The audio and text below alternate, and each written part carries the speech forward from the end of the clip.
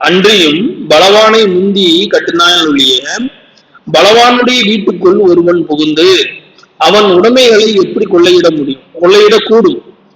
சரியா? அப்போ ஒருத்தன் வீடு கட்டியிருக்கான், அவன் ஒரு பலவானா இருக்கான் அப்படின்னா அவன் வீட்டுக்குள்ள போய் எப்படி பொருட்களை என்ன செய்ய முடியும்? நம்மளால எடுக்க முடியும். சரிங்களா? அப்ப யார சொல்றாரு ஆண்டவர்?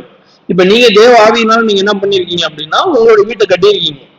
அப்போ உங்க வீட்டுக்குள்ள இருக்கக்கூடிய சமாதானமும், உங்க வீட்டுக்குள்ள இருக்கக்கூடிய செல்வமும், உங்களுடைய ஐஸ்வர்யமும், உங்களுடைய உடல் நலனும் இதெல்லாம் திருடப்படுது. எப்படி நோய்வாய்ப்படுறீங்க, செல்வம் இல்லாம போயிடுறீங்க, வீட்டுக்குள்ள சமாதானம் இல்லாம போயிருது, குடும்பத்துக்குள்ள ஒருத்தருக்குள்ள ஒருத்தர் அண்டர்ஸ்டாண்டிங் இல்லாம என்ன செஞ்சிருது போயிடுது. இதெல்லாம் என்ன நடக்குது அப்படின்னு சொல்லி கேட்டீங்கன்னா தேவனால் கட்டப்பட்ட வீட்டுக்குள்ள என்ன செய்யுது இன்னொருத்தர் உள்ள என்ன செய்யறான், அதை கொள்ளையிட்டு போயிடான்.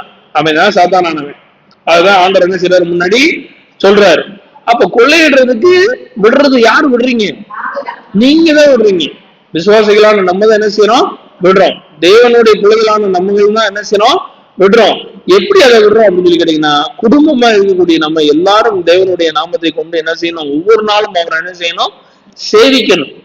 அவர் மேல என்ன செய்யணும்? இதுதான் உங்களுடைய வீடு, ஒவ்வொரு நாளும் நீங்க கூட நீங்க இருங்க அப்படின்ற ஒரு அறிக்கை எடுத்து ஒவ்வொரு நாளும் என்ன செய்யணும்? குடும்ப நபரான ஒவ்வொருத்தர்கிட்டையும் அந்த என்ன செய்யணும்? இருக்கணும். அப்படி இருந்தா தான் அந்த வீடு என்ன செய்யும்? பலவான வீடா என்ன செய்யும்? இருக்கும். இல்ல அப்படின்னா பலவீனமா நீங்க போய் என்ன செய்யப்படுவீங்க? சாதாரண கொள்ளையிடப்படுவோம். சரிங்களா?